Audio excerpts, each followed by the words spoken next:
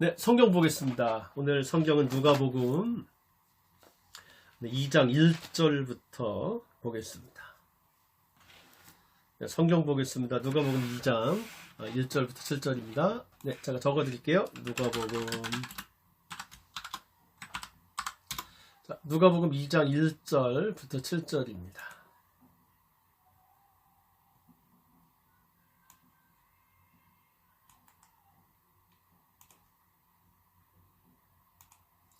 네, 찾으셨나요? 자, 누가복음 2장 1절 7절 같이 읽겠습니다. 그때 가이사 아구스도가 영을 내려 천하로 다 호적하라 하였으니 이 호적은 구레뇨가 수리아 총독이 되었을 때 처음 한 것이라. 모든 사람이 호적하러 각각 고향으로 돌아가매 요셉도 다윗의 집 족속이므로 갈릴리 나사렛 동네에서 유대를 향하여 베들레헴이라는 다윗의 동네로 그 약혼한 마리아와 함께 호적하러 올라가니 마리아가 이미 잉태하였더라.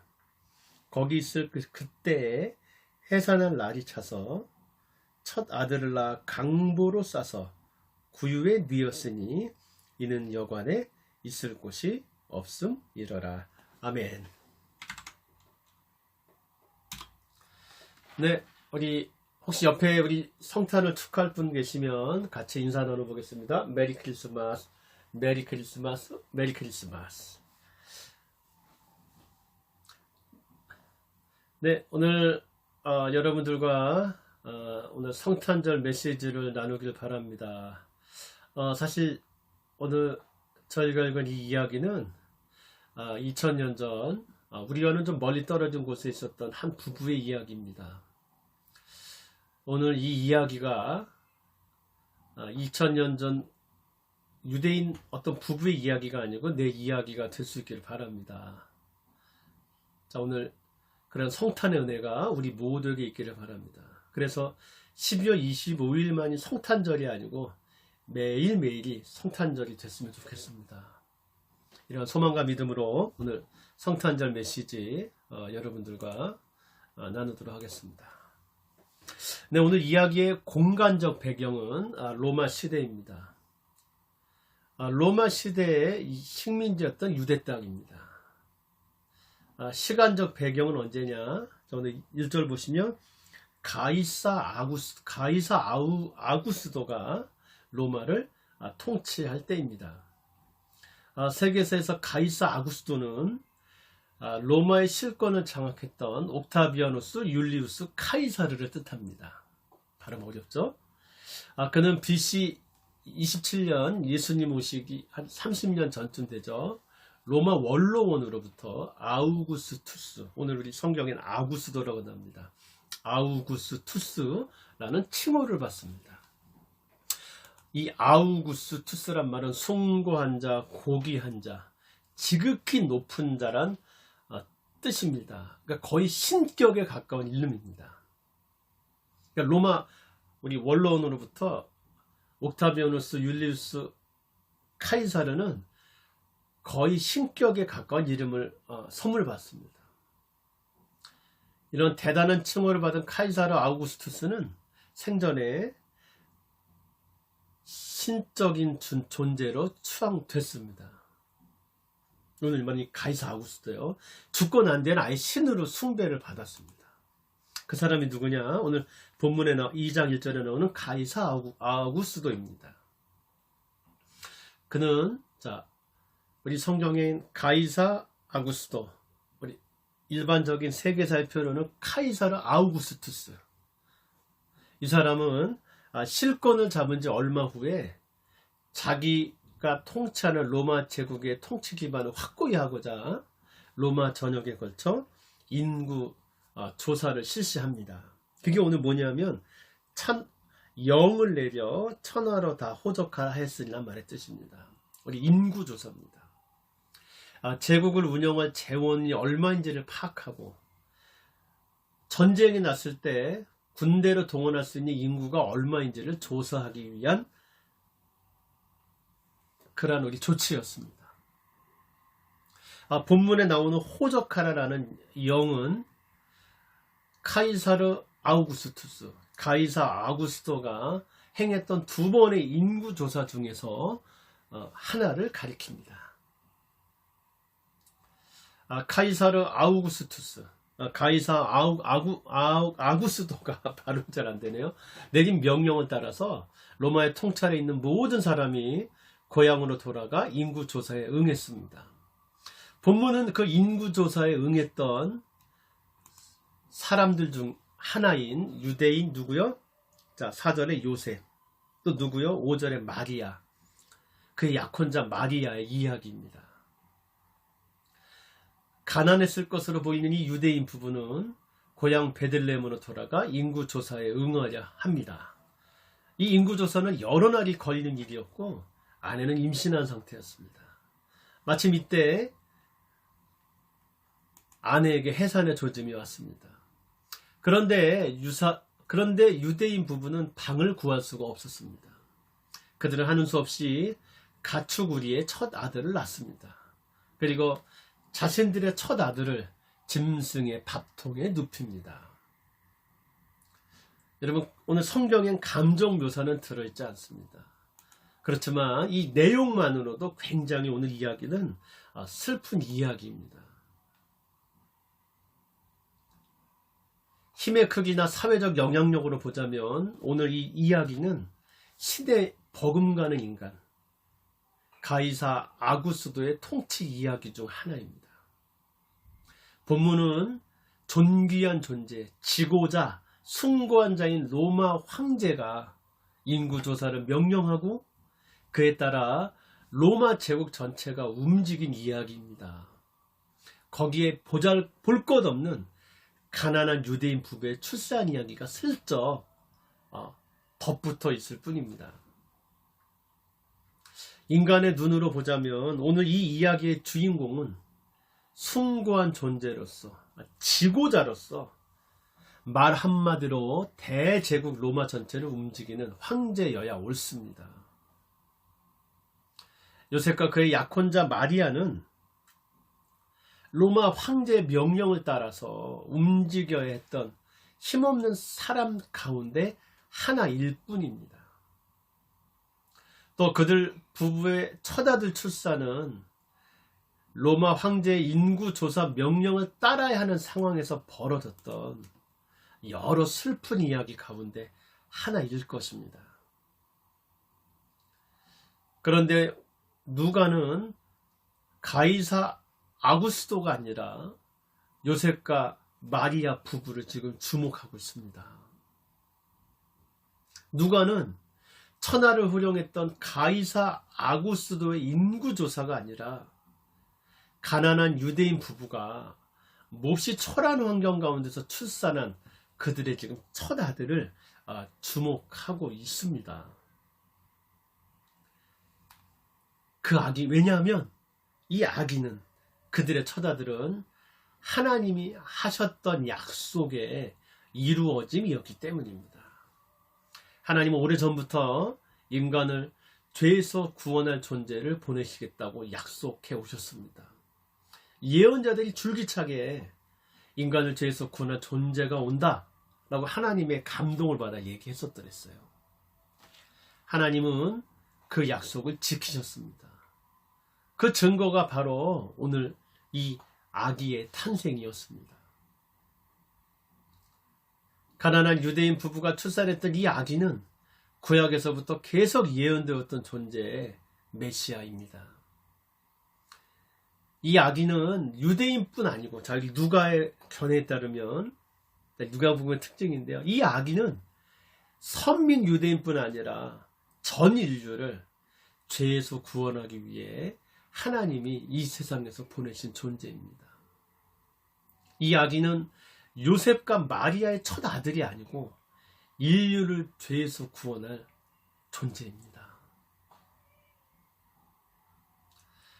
위대한 인간에 의해 역사가 흘러가는 것처럼 보입니다. 그런데 이 역사의 배후에는 우주의 창조주, 역사의 주인이신 하나님이 계십니다.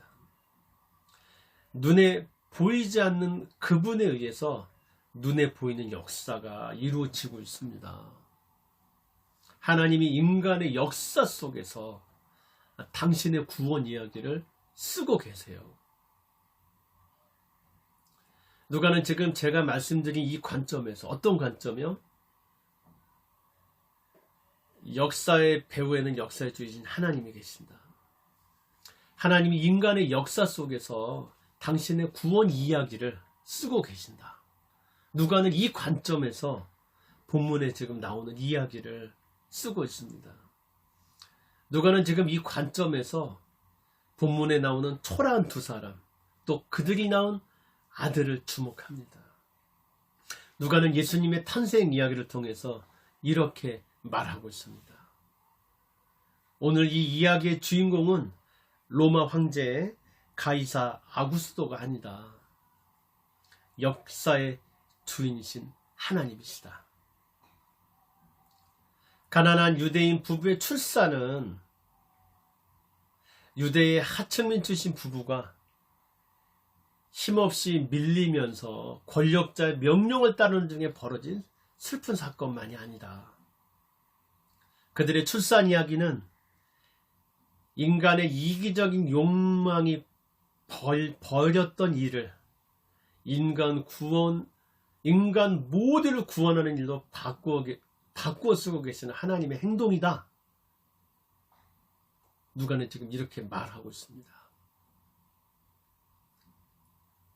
다시 한번 말해볼게요. 오늘 이 누가 이야기가 얘기하는 게 뭐냐? 이 이야기의 주인공은 하나님이다. 역사적 사건. 그들의 출산은 카이사르 아우구스투스, 나는 한 인간의 이기적인 욕망이 벌였던 일을 인간 모두를 구원하는 일로 바꾸어 쓰고 계시는 하나님의 행동이다. 누가 지금 이렇게 이야기해주고 있는 겁니다. 오늘 이 성탄 축하 예배에 참석하고 계신 여러분, 우리도 2000년 전 팔레스타인에 살았던 하층민 출신의 유대인 부부처럼 우리도 그렇게 살고 있습니다. 우리는 상황에 밀립니다. 이기적인 사람들, 강한 사람들의 뒷배경을 만들어주는 쓸쓸하고 초라한 삶을 살고 있습니다. 그 귀한 처자들을 나올 곳을 구하지 못해 영원에 딸린 짐승 우리의 구유에 처자들을 낳았던 그들처럼 우리 역시 저마다 슬픈 사연을 갖고 있습니다. 내가 내 인생의 주인공이라고 느껴지기보다 나는 화려한 이 세상, 잘난 사람들의 들러리로 여겨질 때가 많죠. 나도 가끔은 좀 주목받는 인생이고 싶어. 우리 그럴 때가 참 많잖아요. 이렇게 살아가는 우리에게 오늘 성경은 말하고 있습니다. 내 인생, 이걸 하나 이야기로 보자고요. 오늘 성경은 이렇게 이야기합니다. 내 인생이란 이야기의 주인공 하나님이시다. 내 인생은 상황에 밀리고 타인과의 경쟁에서 뒤처지는 낙오자 이야기가 아니다. 내 인생은 이 세상을 구원하시는 하나님의 이야기다. 내 인생은 내 삶의 모든 것을, 심지어 나의 실수까지도, 나의 허물까지도 인간 모두를 구원하는 일로 바꾸어 쓰고 계시는 하나님의 행동이다. 오늘 성경은 이렇게 말하고 있습니다. 여러분 멋있지 않습니까? 내 인생이나 이야기의 주인공은 하나님이시다. 내 인생은 하나님이 이 세상을 구원하신 이야기다. 내 인생은 내 삶의 모든 것을, 심지어 나의 허물과 죄와 연약함까지도 인간 모두를 바꾸어 구원하는 일에 바꾸어 쓰고 계시는 하나님의 행동이다. 이것이 오늘 성탄절이 오늘 우리에게 주시는 메시지입니다. 성도 여러분, 지금부터 2000년 전에, 정확하진 않지만 2000년 전쯤에 팔레스타인에 사람의 몸을 입은 하나님이 오셨습니다. 가이사 아구스도가 통치하는 그 한복판에 가이사 아구스도가 역사를 움직이는 것처럼 보이는 그 한가운데 사람의 몸을 입으신 하나님이 오셨습니다. 그 하나님의 태어남이 이 세상에 소망이 되었고, 지금도 하나님은 역사의 배후에서 당신의 인간 구원의 이야기를 쓰고 계십니다. 나를 통해, 내 인생이나 이야기를 통해 당신의 구원 이야기를 쓰고 계십니다. 성도 여러분, 이 땅에 오신 하나님, 아기 예수님이 누우신 구유가 되십시오. 내가 하나님의 이야기라는 걸 기억하고 앞으로 살아가는 동안 하나님의 이야기가 되십시오. 하나님의 스토리가 되세요. 당신의 삶을 사십시오. 가이사 아구스도 세상의 눈으로 볼 땐 훨씬 중요한 인물인 것 같은 그 가이사 아구스도 옆에 요셉과 마리아의 얘기가 있습니다. 그들의 얘기가 훨씬 큽니다. 여러분, 이것을 기억하고 당당하게 당신의 삶을 살아가십시오. 그렇게 역사에 주신 하나님과 함께 역사란 이야기의 주인공이 되십시오. 당신은 내일도 여전히 밀리고 치이고 뒤처지고 강한 자들에게 짓밟히고 그런 속상한 인생을 살게 될 것입니다. 그러나 그때마다 기억하십시오. 당신의 이야기는 하나님이 이 세상을 구원하시는 이야기입니다. 이것을 기억하고 매일매일 역사의 주인이신 하나님 쓰시는 이야기가 되실 수 있기를 빕니다. 12월 25일만이 성탄절이 아니고 역사의 주인이신 하나님을 기억하는 당신 삶의 모든 순간이 성탄절이 될 수 있기를 축복합니다. 2021년 성탄절입니다. 오늘이 누가의 이야기를 가지고 여러분들에게 성탄절 메시지를 전합니다. 하나님이 계시기에 메리 크리스마스입니다. 기도하겠습니다. 하나님, 제 인생은 상황에 밀리고 사람들과의 경쟁에서 뒤처지는 낙오자의 슬픈 이야기가 아닙니다. 제 인생은 하나님이 인간을 구원하시는 하나님의 이야기입니다. 하나님, 오늘 제가 이것을 기억하려 합니다. 하나님, 우리 성도들이 이것을 기억하려 합니다. 하나님, 저희들에게 오늘이 누가의 이야기가 믿어주는 은혜를 주시옵소서. 그래서 저희들 매일매일 성탄절로 보내는 날마다 하나님의 구원 이야기가 되는 그러한 인생 살게 해 주시옵소서. 우리를 구원해 주신 예수 그리스도 이름으로 기도합니다.